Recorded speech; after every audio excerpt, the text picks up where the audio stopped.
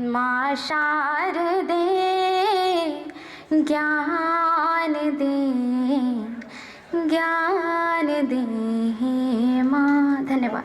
बहुत शानदार। एक बार जोरदार तालियां आप सब लोग मिलके बजाइए।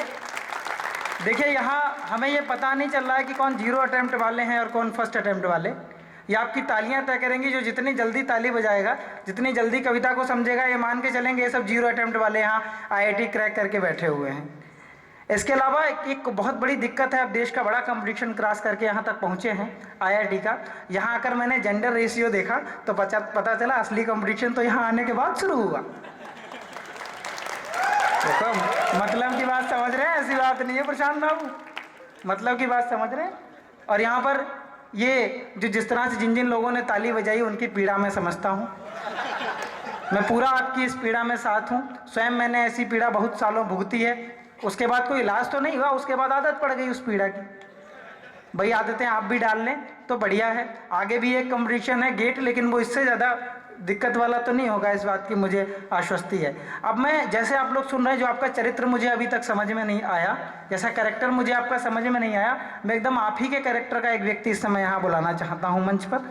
जो मंच पर आएगा आपको गुदगुदाएगा भी, आपको कुछ ढंग की बात बिल्कुल नहीं बताएगा जो आप सुनने के लिए बैठे नहीं हैं। और मैं उसको बिना किसी भूमिका के, मैं चाहता हूं वो स्वयं अपनी भूमिका भी तय करे और आप उसके साथ कविता की यात्रा भी करें। मैं सीधे सीधे प्रशांत अग्रवाल को, जो कि मेरठ से हमारे बीच हैं। साहब मेरठ किसके लिए प्रसिद्ध है आप सब जानते हैं। मेरठ का आदमी अपनी हाजिर जवाबी के लिए प्रसिद्ध है। एक बार एक बरेली का व्यक्ति खड़ा था और एक व्यक्ति कहीं बाहर का था।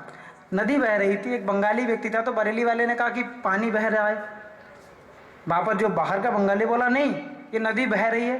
तो एक मेरठ वाले से पूछा, बोले भाई तू ही बता दे ये बह रही है कि बह रहा है। बोला ना ये बह रही है ना ये बह रहा है, तो भहवे है। तो ये भहवे वाली परंपरा से मैं बुलाना चाहता हूँ प्रशांत अग्रवाल को। एक बार पूरा सदन जोरदार तालियों से स्वागत करे प्रशांत अग्रवाल तयाल हमारे बीच मेरठ से। नहीं अच्छा, बहुत अच्छा माइक। नहीं माइक पुरलिंग है, आपको कोई खतरा नहीं है। मंच के स्वर्णिम सानिध्य को नमन करता हूँ। आप सबकी गौरवमयी उपस्थिति को प्रणाम करता हूँ। यहाँ पर उपस्थित मेरे सभी भाइयों एवं उनकी बहनों। ये ऐसी बातें ना करो, दिल पे लग जाएंगी एक आध की। गलत है ये, गलत। नहीं, मैं अपना नुकसान क्यों करूँ, आर्थिक तो हो ही रहा है। नहीं नुकसान नहीं, रात में यहीं से निकल के जाना है। हाँ, मैं निवेदन आपसे करूंगा, जो लोग खड़े हैं वो कृपया पहले अपना स्थान ग्रहण कर लें। ये मुक्त इलेक्ट्रॉन भयानक रूप से ऊर्जित हैं, ये सब पॉजिटिवली चार्ज हैं। जो लोग खड़े हैं वो अपना स्थान ले लें। भगवान ने बैठने के लिए भी कुछ दिया है, खड़े होने के लिए पैर दिए हैं, तो वाह वाह बहुत। आप लोग बैठ जाएंगे, मुझे आसानी होगी। हाँ बैठ जाओ भैया आप। हाँ ले आओ, दीदी को भी यहीं ले आओ, क्या दिक्कत हो। वाह वाह भाई बहुत अच्छे, वाह भाई वाह बहुत अच्छे प्रशांत। नहीं हम लाइट भी बंद करवा देंगे, ऐसा कुछ नहीं। आ जाओ। ये मतलब का कवि है। आ जाओ। ये बहुत अच्छा, ये मतलब का। अच्छा, राजनीति की बात हो रही थी साहब, तो राजनीति में एक बड़े होशियार के व्यक्ति आए, हमारे नरेंद्र मोदी साहब। आप देखना वो जब भी किसी शपथ ग्रहण समारोह में जाते हैं, किसी सभा में जाते हैं, अपने साथ मुरली मनोहर जोशी और लाल कृष्ण आडवाणी को जरूर ले जाते हैं। और बात समझ में आए तो मुझे मूड में लाइएगा, क्योंकि इस दुनिया में सारे काम जब भी ठीक होते हैं जब आदमी मूड में होता है। हम लोग भी तभी हो पाए जब हमारे माँ बाप मूड में आए थे। तो आप मुझे मूड में ले आना, मैं आपको वो सुना के जाऊंगा जो आप सुनने के लिए बैठे हो। तगड़े रहस्य खोल रहा है। तो मैं बता रहा था, राजनीति में बड़े होशियार आदमी आए हमारे नरेंद्र मोदी साहब। अपने साथ सभा में जब भी जाते हैं, शपथ ग्रहण समारोह में जाते हैं, मुरली मनोहर जोशी और लाल कृष्ण आडवाणी को जरूर ले जाते हैं और ले जा करके उनको सामने वाली पहली पंक्ति में बिठा देते हैं और उन्हें दिखाते हैं, देखो जी शपथ ग्रहण समारोह ऐसे होता है। अच्छा जी। और एक बात अपने भाषण में जरूर बोलते हैं कि आज मैं जहाँ हूँ इन दोनों की वजह से हूँ। बहुत अच्छे। और ये दोनों आज बहुत अच्छे भाई, मेरी वजह से हैं। बहुत अच्छे। तो भाई साहब स्थितियाँ ये हो गई, आप गलत जगह दाद दे रहे हो। नहीं दाद सही जगह थी। टाइमिंग हाँ। टाइमिंग सीखिए प्रशांत भाई। देखिए टाइमिंग क्या है, बड़ा खेल होता है टाइमिंग में। जिसने बचपन में ग्लूकोज का बिस्कुट चाय में डुबो के खाना सीख लिया, उसने टाइमिंग सीख ली। अगर ज़्यादा डुबो दी तो बिस्कुट अंदर, कम डुबोई तो मज़े ही नहीं आया। आप लोग भी टाइमिंग सीखो, एक बार जोरदार ताली बजाओ। हाँ आ जाओ बेटा, आ जाओ आ जाओ आ जाओ आ जाओ, बैठ जाओ वहीं बैठ जाओ, बिल्कुल सही जगह बैठा।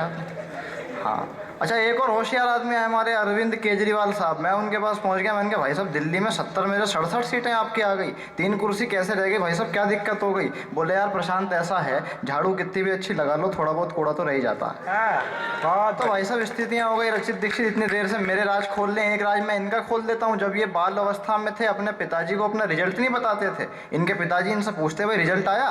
बोले जी अभी नहीं आया। हर बार झूठ बोल देते थे। इनके पिताजी को पता लग गया मेरे से झूठ बोल देता हर बार। अब वो एक झूठ पकड़ने की मशीन ले आए। वो मशीन क्या करती, उसके सामने जब भी कोई झूठ बोलता वो उसके तरफ घूमती और तड़ाक देने से एक झापड़ उसके कान पे लगाती। मशीन को लाए अपने घर में सामने रखी, इनको सामने खड़ा किया, इनसे पहला सवाल पूछा भाई रिजल्ट आया? इन्होंने हर बार की तरह नामे सिर हिलाया, बोले अभी नहीं आया। मशीन इनकी तरफ घूमी, दिया एक कान पे जोरदार। दोबारा पूछा भाई पास हो गया या फेल? गर्व से बोले मैं पास हो गया। मशीन दोबारा इनकी तरफ घूमी, दिया एक कान पे जोरदार। पिताजी समझ गए ये तो फेल हो गया। वो अकड़ते हुए बोले अरे तुम्हें शर्म नहीं आती, तुम फेल होते हो? जब हम तुम्हारी उम्र में थे हम टॉप किया करते थे।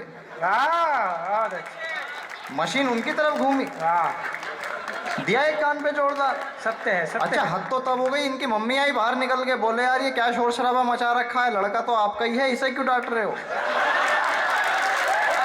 बहुत अच्छे प्रशांत, बहुत अच्छे, आप समझ गए मशीन किसकी तरफ घूमी? बहुत अच्छे। मेरी बेइज्जती में ये सब साथ हैं, बहुत बढ़िया। हाँ तो भाई साहब स्थितियाँ ये हो गई, मैं क्या बताऊँ आपको। पी के मस्त जी बैठे हैं, इन्होंने मुझे नहीं पता था, ये आकर के मुझे बताने लगे मैं पुलिस वाला हूँ।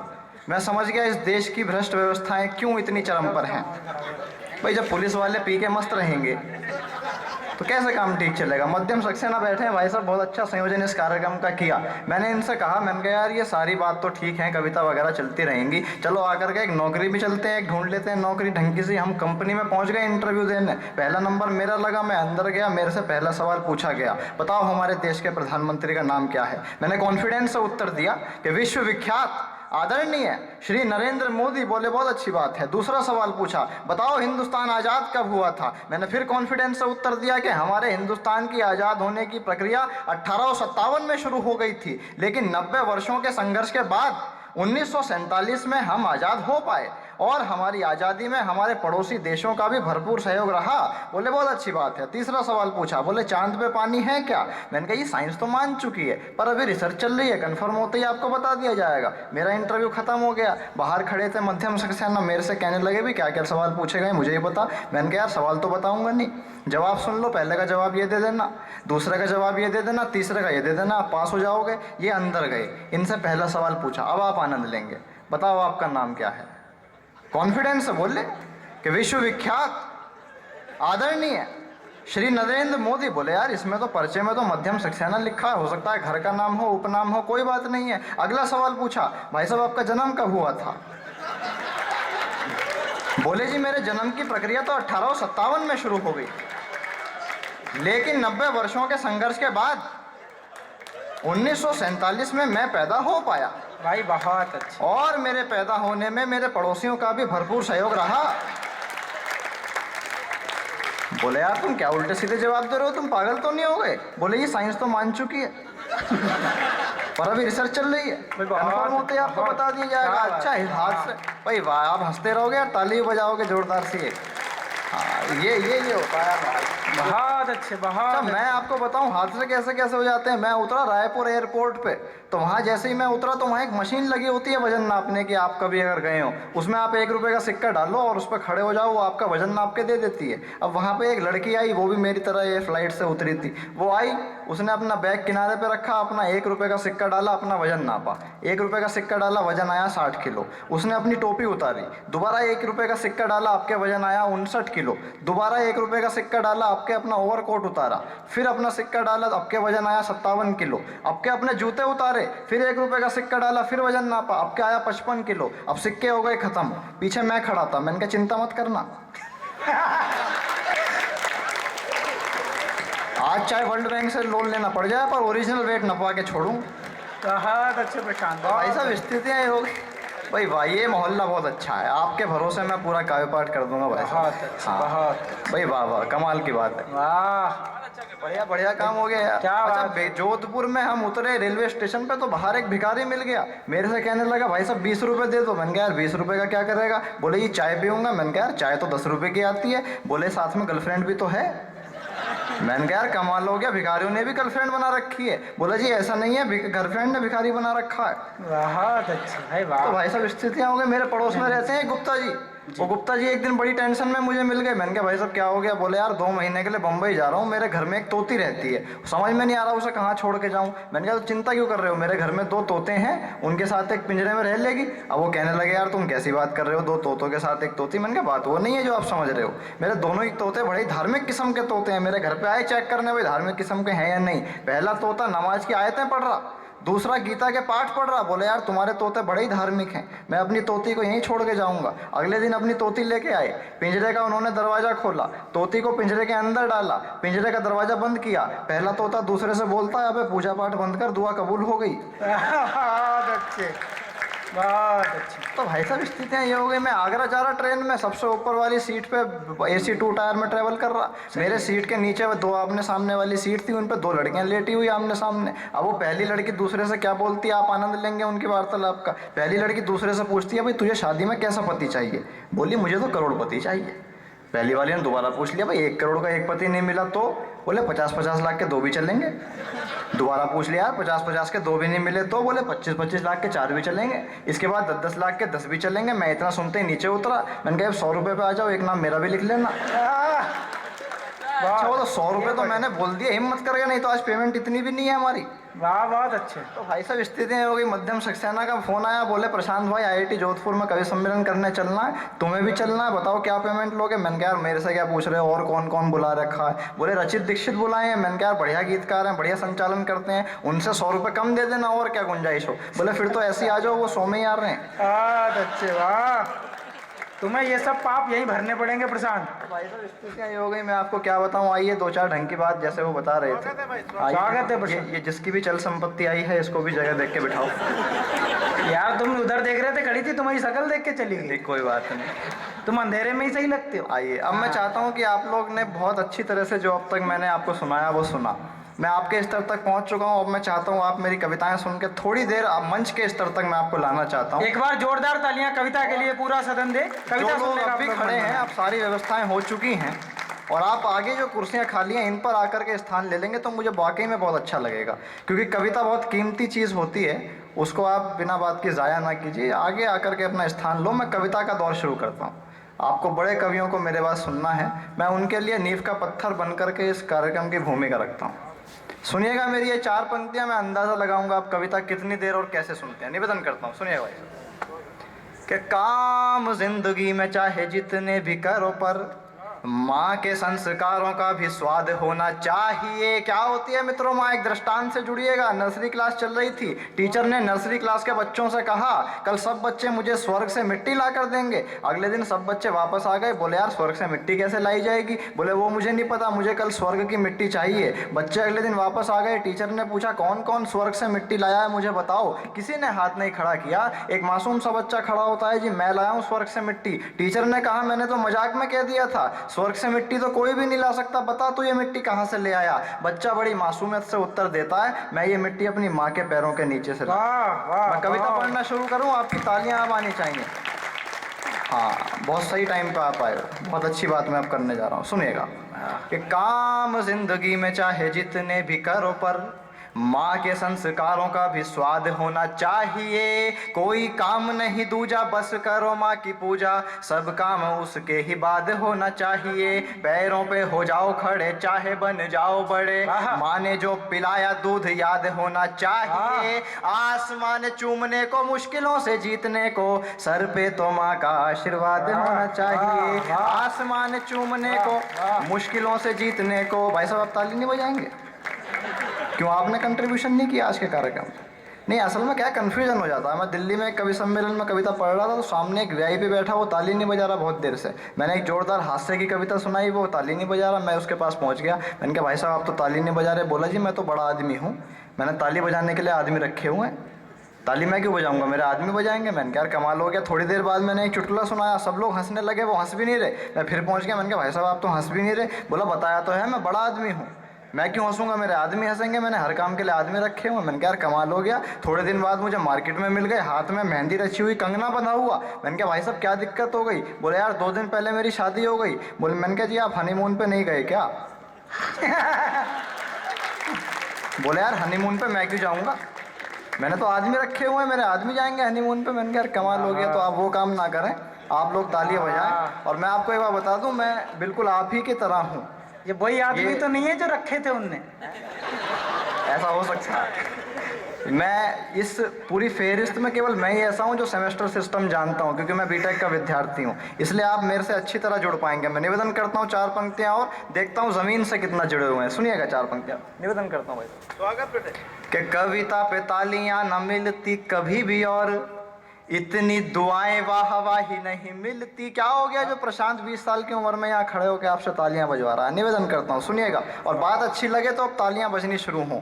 कि कविता पे तालियां न मिलती कभी भी, और इतनी दुआएं वाह वाही नहीं मिलती। हाथ मेरी माँ का मेरे सर पे ना होता यदि, मुझे इतनी सी भी कमाई नहीं मिलती। हाथ मेरी माँ का मेरे सर पे ना होता यदि। और चौथी पंक्ति पे एक सच्चाई और जमीन से जुड़ी हुई बात कह दूं तो पूरी झूमती हुई तालियां मिलनी चाहिए। हाथ मेरी माँ का मेरे सर पे ना होता यदि, मुझे इतनी सी भी कमाई नहीं मिलती। ढूंढने चलूं तो सच आपको बता रहा हूँ, मुझे खुद की ही परछाई नहीं मिलती। देख लिए महंगे पहन कर सूट पर, माँ की गोद जैसी गरमाई नहीं मिलती। देख लिए पहन बहुत अच्छे प्रशांत भाई, वाह, बहुत पहन कर सूट पर, माँ की गोद जैसी गरमाई नहीं मिलती। बिगड़ी हवाएं सारी, बिगड़ी फिजाएं सारी। जिस काम के लिए विशेष तौर पर मेरे को मध्यम भाई ने बोला है कि आपको वो पढ़ना है, मैं 1-2 छंद देशभक्ति के पढ़ना चाहता हूँ, देखना चाहता हूँ आपके अंदर देश प्रेम कैसे विराजमान है। सुनिएगा,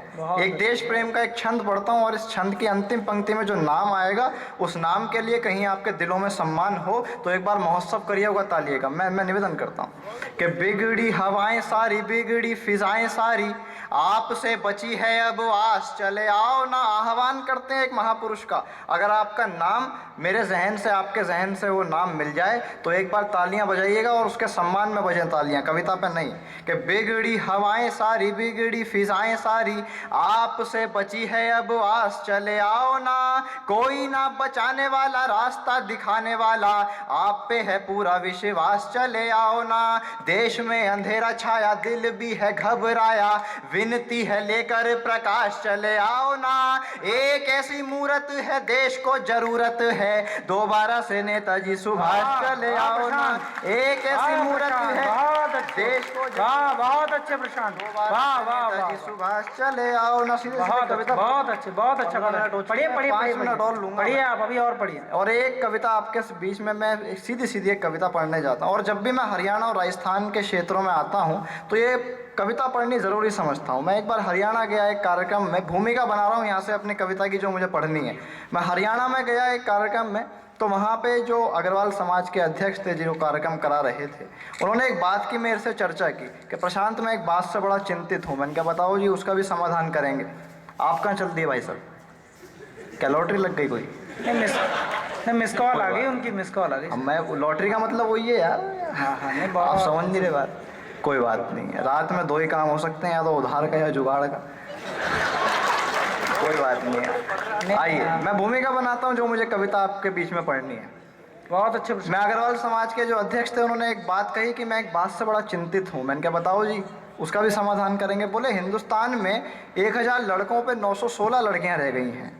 इसके बाद बताने लगे अग्रवाल समाज में 1000 लड़कों पे 750 लड़कियां रह गई हैं। हरियाणा और राजस्थान की और स्थिति खराब है, 1000 लड़कों पे 414 लड़कियां रह गई हैं। बोले यार प्रशांत, तुम इसमें कुछ करो। मैंने कहा जी अभी कैसे करूं, अभी तो मेरी शादी नहीं हुई। बोले मेरा मतलब वैसे करने का नहीं है, मेरा मतलब है आप समाज में जाकर के एक जागृति फैलाओ। और मैं एक बहुत उच्च स्तरीय बात आपके बीच में करने जा रहा हूँ। मैं इस भरोसे के साथ पढ़ूंगा कि आप लोग ढंग की बात सुनेंगे। उसके बाद मैं अंदाज़ा लगाऊंगा मुझे पूरा गीत पढ़ना है या आधा गीत पढ़ना है। बहुत अच्छे प्रशांत भाई, वाह, बहुत अच्छा, कुछ करिए। मैं 2 पंक्तियां पढ़ूं, मुझे लग जाना चाहिए कि पूरा गीत आप बहुत प्रेम से सुनेंगे। जैसे आपने अभी पूरा ये मिर्च मसाला सुना, वैसे आप एक ढंग की बात भी सुनेंगे। मैं 2 पंक्तियां पढ़ता हूँ, दूसरी पंक्ति उठाइएगा। मैं पूरा गीत पढ़ने की हिम्मत प्राप्त करना चाहता हूँ, सुनिएगा। मंच का आशीर्वाद चाहता हूँ। कि जैसे उजड़े हुए चमन में कली खिलती है। दूसरी पंक्तियां उठाइएगा, जैसे अब तक गिन के हाथ मौन रहे हो वो भी खोल लेना आप थोड़ी देर के लिए, 3 मिनट के लिए एक एक पंक्ति सुनिएगा। कि जैसे उजड़े हुए चमन में कली खिलती है, जैसे उजड़े हुए चमन में कली खिलती है, जैसे उजड़े हुए चमन में कली खिलती है, जैसे उजड़े हुए चमन में कली खिलती है, वो है किस्मत के धनी बेटी जिन्हें मिलती है, वो है किस्मत के धनी बेटी जिन्हें मिलती। यार कितना शानदार, बहुत अच्छा मैं बंद हासिल करता हूँ। वो एहसास आप लोगों ने अभी महसूस नहीं करा होगा, मैंने भी नहीं किया, लेकिन देखा जरूर होगा। आप जुड़िएगा, एक एक पंक्ति मैं सुनाने कोशिश करता हूँ। स्वागत है प्रशांत। कि पापा से मांगना अधिकार से उनका बटुआ, प्यार से पूछना कि सर में दर्द कैसे हुआ, उनके घर आते ही ये पूछना क्या लाए हो,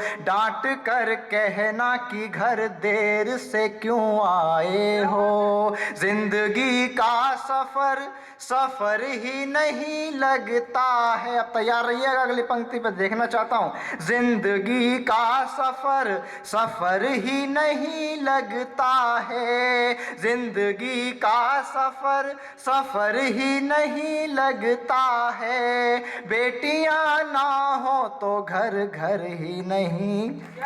हाँ प्रशांत भाई बहुत अच्छा पढ़ रहे हैं। बेटियां ना हो तो घर घर ही नहीं लगता है, अपने हाथों से जो कुर्ते का बटन सिलती है, वो है किस्मत के धनी बेटी जिन्हें मिलती है। मैं अंतिम बंद रखता हूँ इस कविता का, और जैसे आपने अभी तक प्रेम दिया उसी प्रेम के साथ मुझे विदा कीजिएगा। मैं मान लूंगा कि जोधपुर आना मेरा सफल हो गया। अंतिम पंक्तियां सुनिएगा इस गीत की।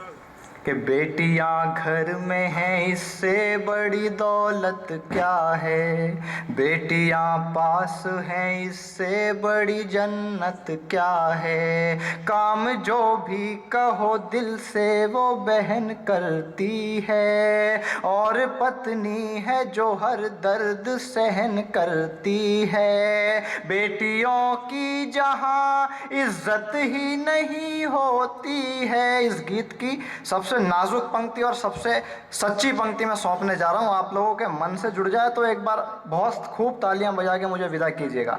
बेटियों की जहां इज्जत ही नहीं होती है, बेटियों की जहां इज्जत ही नहीं होती है, उनके घर में कभी बरकत ही नहीं होती, वाह वाह, उनके घर में कभी बरकत ही नहीं होती है, ऐसा बोला न